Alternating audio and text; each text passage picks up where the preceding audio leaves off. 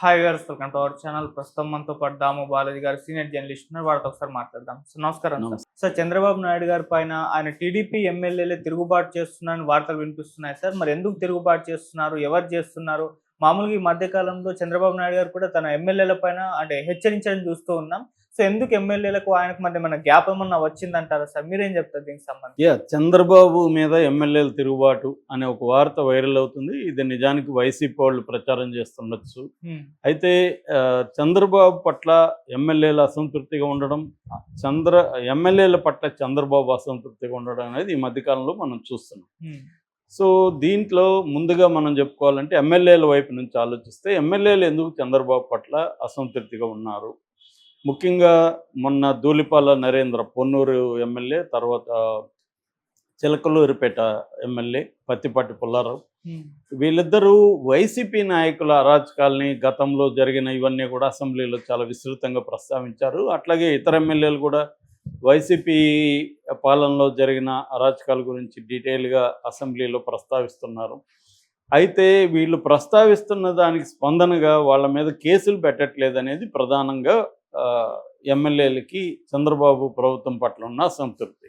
అంటే గతంలో వైసీపీ అరాచకాలు జరిగాయి, అనేక చోట్ల అక్రమాలు దారుణంగా జరిగాయి, అయినా కూడా వాళ్ళ మీద కేసులు పెట్టలేదు. మొన్న కూడా అఖిలప్రియ వీళ్ళందరూ కూడా రోజా మీద గట్టిగానే మాట్లాడారు. కానీ ఇప్పటి వరకు రోజా అరెస్ట్ అని రోజు పేపర్లో వార్తలు రావడం తప్ప రోజాని సీరియస్గా తీసుకొని రోజా మీద కేసులు పెట్టడం అనేది జరగట్లేదు. అది నెంబర్ 1 కంప్లైంట్. అంటే గతంలో వైసీపీ అరాచకాలని ఈ ప్రభుత్వం సీరియస్గా పట్టించుకోవాలన్న స్థాయిలో పట్టించుకోవట్లేదు. ఆల్రెడీ 10 నెలల దగ్గరికి వచ్చేసింది ప్రభుత్వం ఏర్పడి. ఇప్పటి వరకు కూడా సీరియస్గా వైసీపీ నాయకులందరూ బయటే తిరుగుతున్నారు అనేది నెంబర్ 1. నెంబర్ 2 ఏంటంటే గత ప్రభుత్వంలో ఉన్న అధికారులు, వైసీపీకి కొమ్ముగాసిన అధికారులకి చంద్రబాబు ప్రభుత్వం చాలామందికి ఇప్పటికి కూడా పెద్దపీట వేసింది. వాళ్ళకి ఇంపార్టెన్స్ పోస్టులు ఇచ్చారు, ఐపీఎస్ కావచ్చు, ఐఏఎస్ అధికారులకు అనేది కూడా ఎమ్మెల్యేలకు ఉండే అసంతృప్తి. ఈ 2 కాకుండా మూడవది, ఎమ్మెల్యేలు చాలామంది, దాదాపు 80 మంది ఎమ్మెల్యేలు కొత్త వాళ్ళు ఉన్నారు కూటమిలో. ఈ ఎమ్మెల్యేలు కొత్తగా రాజకీయాలు అంటే ఎమ్మెల్యేలుగా అయ్యారు కొత్తగా, కానీ రాజకీయాలు కొత్త కాదు. వాళ్ళు ఎప్పటి నుంచో వివిధ దశల్లో పనిచేసుకుంటూ వస్తున్నారు. అంటే దాదాపు ఒక 10-15 సంవత్సరాలు రాజకీయాల్లో ఉంటున్నారు. వాళ్ళు ఎప్పుడు ఖర్చులు పెట్టడం తప్ప సంపాదించుకునింది లేదు పెద్ద స్థాయిలో. ఎందుకంటే అక్కడ ఎమ్మెల్యేలు, మిగతా నాయకులు సంపాదించుకుంటున్నారు, వీళ్ళు సంపాదించుకోవడానికి వీళ్ళకి ఇది లేదు. పైగా ఈ 5 ఏళ్ళుగా వీళ్ళకి ఏమీ లేదు. సో దీనివల్ల ఏమైందంటే వాళ్ళకి ఇదే ఫస్ట్, మళ్ళీ ఎమ్మెల్యే అవుతామో లేదో తెలియదు చాలామంది. అందుకని ఈ 5 ఏళ్లలో బీభత్సంగా సంపాదించుకోవాలి. ఏ ఊరికి పోయినా మనకి ఆ ఎమ్మెల్యే మీద అక్కడున్న తెలుగుదేశం వాళ్ళే కంప్లైంట్ ఇస్తుంది. నిన్న కూడా నేను నెల్లూరు జిల్లాకి వెళ్ళాను. అక్కడ ఒక స్థానిక ఎమ్మెల్యే మీద నేను ఒక 10 నిమిషాలు కూడా ఆ ఊర్లోకి వెళ్ళి అక్కడ ఒక ఫామ్ హౌస్ లాంటిది ఉంటే అక్కడికి వెళ్ళగానే వాళ్ళు నాకు చెప్తున్నది ఏంటంటే, సార్ మీరు దారిలో వస్తా చూసారా, తైలం చెట్లు కొట్టేశారు అని చెప్పారు. అవును, ఇంతకుముందు ఎటుపక్క రోడ్డుకి 2 వైపులా తైలం చెట్లు కనబడేవి, ఇప్పుడు కనబడట్లేదే అనుకున్నాను నేను అన్న. అవన్నీ ఎమ్మెల్యే కొట్టేశాడు సార్, అవి నిజానికి కోర్టులో ఉన్నాయి అని చెప్తున్నారు. కోర్టు దీంట్లో ఉన్న డిస్ప్యూట్లో ఉన్నాయి అవి, వాటిని వీళ్ళు కొట్టేసి అమ్ముకున్నారు, దీని మీద ఇప్పుడు ఆందోళనలు జరుగుతున్నాయని. ఇది వాస్తవమే. ఎందుకంటే ఇక్కడే కాదు, ఎక్కడ ఏ ఊరికి పోయినా ఏదో ఒక పంచాయతీ మనకి చెప్తూనే ఉన్నారు ఎమ్మెల్యేల మీద. ఈ ముఖ్యంగా ఏంటంటే మటన్ కొట్టు దగ్గర నుంచి ఎవరిని వదిలిపెట్టలే. వాడు మనోడా తనోడా అనేది చూడట్లేదు. డబ్బులు ఎక్కడెక్కడ ఉన్నాయి, మనీ సోర్స్ ఏంటి, వనరులు ఎక్కడెక్కడ ఉన్నాయి, అది ఇసుక కావచ్చు, మద్యం కావచ్చు, గ్రావెల్ కావచ్చు, మైన్స్ కావచ్చు, ఇలాగా చెట్లో గిట్లో ఇంకోటి కావచ్చు. ఒక్కొక్క ఏరియాలో కొన్ని ఉంటాయి కదా, వాటి నెల్లూరులో ఎంత పెద్ద స్కామ్ జరిగిందో మనం రెగ్యులర్గా చూసాం. అట్లాగే కొన్ని చోట్ల ఏంటంటే వైసీపీ వాళ్ళతో కూడా కుమ్మక్క అవుతున్నారు. ఎందుకంటే ఈ 5 ఏళ్లలో వైసీపీ వాళ్ళు వనరులను ఎలా కొల్లగొట్టాలి, వాటిని ఎట్లా ట్రాన్స్పోర్ట్ చేయాలి, ఎట్లా దాన్ని డిస్పోజ్ చేయాలి, ఇవన్నీ వాళ్ళకి కొట్టిన పిండి. ఈ కొత్తగా ఎమ్మెల్యేలకి ఇవేవి లేవు.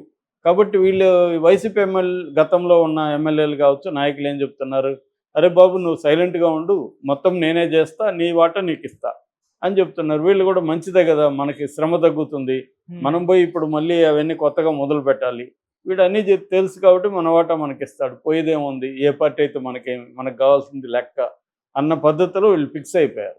సో ఇప్పుడు చంద్రబాబు ఏం చేస్తున్నాడు, దీనివల్ల ఆయనకి తెలుగుదేశం మీడియానే దీన్ని విపరీతంగా, ఆంధ్రజ్యోతి, ఈనాడు తీవ్రంగా దీన్ని ఫోకస్ చేస్తున్నారు. అది తలనొప్పిగా మారిపోయింది చంద్రబాబు. సోషల్ మీడియా కూడా కార్యకర్తలను పట్టించుకోవట్లేదు, కానీ ఎమ్మెల్యేలు భయంకరంగా తినేస్తున్నారు, మాకేం పనులు జరగట్లేదు, మా సమస్యలు ఏమీ తీర్చట్లేదని కార్యకర్తలు కూడా సోషల్ మీడియాలో విపరీతంగా పోస్టులు పెడుతున్నారు. ఒక పక్క తెలుగుదేశాన్ని సపోర్ట్ చేసే మేధావులు కావచ్చు, ఈ ఎలీట్ వర్గం, జర్నలిస్టులు, వీళ్ళందరూ కూడా ఎమ్మెల్యేలు ఇంత దారుణంగా ఉంటే మళ్ళీ ఎలా గెలుస్తారు, అందుకే చంద్రబాబుకి సపోర్ట్ చేయకూడదు, చంద్రబాబు చేస్తే ఇదే పరిస్థితి, జగన్ అరాచకత్వం నుంచి చంద్రబాబుకు సపోర్ట్ చేస్తే వీళ్ళు ఇంకా ఎక్కువ అరాచకం ఉంటే ఎలాగా అన్నది విమర్శలు వస్తున్నాయి. దీని నుంచి చంద్రబాబు కూడా ఎమ్మెల్యేలను టార్గెట్ చేసి వాళ్ళ లిస్టు తెప్పించి ఎక్కడెక్కడ ఎవడోడు ఎక్స్ట్రా చేస్తున్నారు, వాళ్ళందరికీ సీరియస్ వార్నింగ్లు ఇస్తున్నాడు. దీనివల్ల మళ్ళీ చంద్రబాబు మీద వ్యతిరేకత, ఎందుకంటే పార్టీ ఫండ్ అనో ఇంకోటనో లోకేష్ డబ్బులు వసూలు చేశాడని ఒక ఆరోపణ ఉంది, ఏది గతంలో ఎన్నికల్లో నిలబడినప్పుడు ఎమ్మెల్యేలు. సో వాళ్ళు ఒక 30 నుంచి 40 కోట్లు ఇక్కడికి పంపించి వాళ్ళకు 100 కోట్లు ఖర్చు పెట్టుకున్నారు. సో 100 నుంచి 150 కోట్లు ఒక్కొక్క ఎమ్మెల్యే ఖర్చు పెట్టాడు. అంతకుముందు వాళ్ళు రాజకీయాల్లో ఒక 100 కోట్లు ఎంతో ఇన్వెస్ట్ చేస్తుంటారు. సో ఇవన్నీ ఇప్పుడు ఈ 5 ఏళ్లలో సంపాదించాలి, మళ్ళీ నెక్స్ట్ ఎన్నికలకు కూడా డబ్బులు రెడీ చేసుకోవాలి. సో ఒక్కొక్క ఎమ్మెల్యే 300 నుంచి 400 కోట్లు సంపాదించాలనేది అతని సెల్ఫ్ టార్గెట్.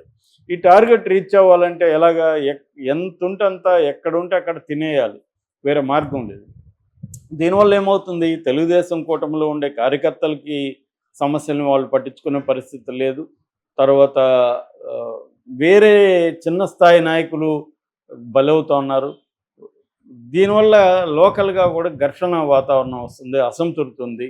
ఇది కనిపిస్తుంది. మనం ఎక్కడికి పోయినా మనం కొద్దిగా ప్రజల్లోకి వెళ్ళి మాట్లాడితే మాత్రం ఇవే వస్తున్నాయి.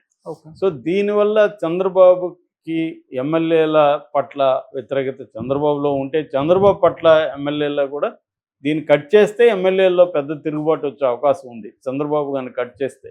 అందువల్ల ఇప్పటి వరకు మాటలతోనే నడిపిస్తున్నాడు తప్ప చంద్రబాబు ఎక్కడ కూడా ఏ ఎమ్మెల్యే మీద చర్య తీసుకోవడం అనేది ఇప్పటివరకు లేదు. సో మనం చాలామంది ఎమ్మెల్యేలు, కొలిక్కిపూడి శ్రీనివాస్ చూసాం ఫర్ ఎగ్జాంపుల్, ఆయన మీద దారుణమైన విమర్శలు పార్టీ వాళ్ళే చేశారు. ఆయన మీద 2 సార్లు క్రమశిక్షణా సంఘం నోటీసులు ఇచ్చారు. ఏం చేశారు ఆయన్ని? సో ఇలాగా చాలా చోట్ల ఏంటంటే ఎమ్మెల్యేల మీద తెలుగుదేశం నాయకులు వాళ్ళే కంప్లైంట్ ఇస్తున్నా కూడా చంద్రబాబు, ఫర్ ఎగ్జాంపుల్ జేసీ ప్రభాకర్ రెడ్డి, ఆయన మీద వాళ్ళే ఇచ్చారు కంప్లైంట్. పంచాయతీకి రమ్మని పిలిస్తే కూడా రాలేదు. ఆయన ఏం చేశాడు చంద్రబాబు? జేసీ ప్రభాకర్ రెడ్డికి ఏమైనా నోటీస్ ఇచ్చారా? ఆయన మీద ఏమైనా చర్య తీసుకున్నాడా? ఏమీ లేదు. ఓపెన్గా ధిక్కరిస్తున్నాడు జేసీ ప్రభాకర్ రెడ్డి, కానీ ఆయన్ని ఏమీ చర్య తీసుకునే పరిస్థితి లేదు. అంటే చంద్రబాబు గతంలో లాగా స్ట్రాంగ్గా లేడు, బలహీనంగా అయిపోయాడు. ఆయన పరిపాలన మీద పట్టుపోయింది. ఇటు పవన్ కళ్యాణ్ కంట్రోల్లో ఉన్నాడు, లోకేష్ కంట్రోల్లో ఉన్నాడు, మోడీ కంట్రోల్లో ఉన్నాడు, ఎమ్మెల్యేల కంట్రోల్లో ఉన్నాడు, అధికారుల కంట్రోల్లో ఉన్నాడు. అందరి కంట్రోల్లో చంద్రబాబు ఉంటే ఇంక చంద్రబాబుకి జగన్కి కంపేర్ చేసినప్పుడు జగనే కనీసం తన కంట్రోల్లో చాలా విషయాలను పెట్టుకోగలిగాడు కదా, ఈయన ఇట్లా వదిలేస్తే ఆపోజిట్ అయిపోయాడు ఈయన అన్న విమర్శలు దారుణంగా వస్తున్నాయి. సో దీనివల్ల ఖచ్చితంగా చంద్రబాబుకి అయితే నష్టం కలుగుతుంది. మరి ఆయన దీన్ని ఎలా డీల్ చేస్తాడు అనేది చూడాలి. ఎక్కువ చేస్తేమో వాళ్ళల్లో వ్యతిరేకత ఆల్రెడీ స్టార్ట్ అయింది. అందుకనే ఇప్పుడు వైసీపీ మీద పడడం అనే టార్గెట్లోకి వెళ్ళినట్టు కనబడుతుంది. ఇది చేస్తేమో జనంలో వ్యతిరేకత ఎక్కువ వస్తుంది వైసీపీ వాళ్ళ మీద. ఇప్పుడు పోసాని కృష్ణమురళి మీద బిగినింగ్లో ఇది ఉన్నదానికి ఇప్పుడున్నదానికి తేడా ఉంది. ఇప్పుడు చాలామంది జాలి చూపిస్తున్నారు పోసాని మీద, పాపం ఎందుకు ఇంత ఇది చేస్తాం, అతను వాగుండొచ్చు, వాగిన వాళ్ళు ఇక్కడ లేరా తెలుగుదేశంలో అన్న నెరేటివ్ మెల్లగా వస్తుంది. అదేదో బిగినింగ్ అరెస్ట్ చేసి 2 రోజులు ఇది చేసి వదిలేసి ఉంటే ఇంత ఇదే లేదు. శివాజీ లాంటి వాళ్ళు తెలుగుదేశం అభిమాని, శివాజీ హీరో, అతనే చెప్తున్నాడు వదిలేయండి అంటే అర్థమవుతుంది కదా. సో తెగేదాకా లాగకూడదు. ఈ ఫైన్ బ్యాలెన్స్ అనేది బాగా డిఫికల్ట్ అవుతుంది చంద్రబాబు. చంద్రబాబు ఎప్పుడూ లేనన్ని ఇబ్బందులు ఇప్పుడు ఎదుర్కొంటున్నారు. Okay sir, thank you so much.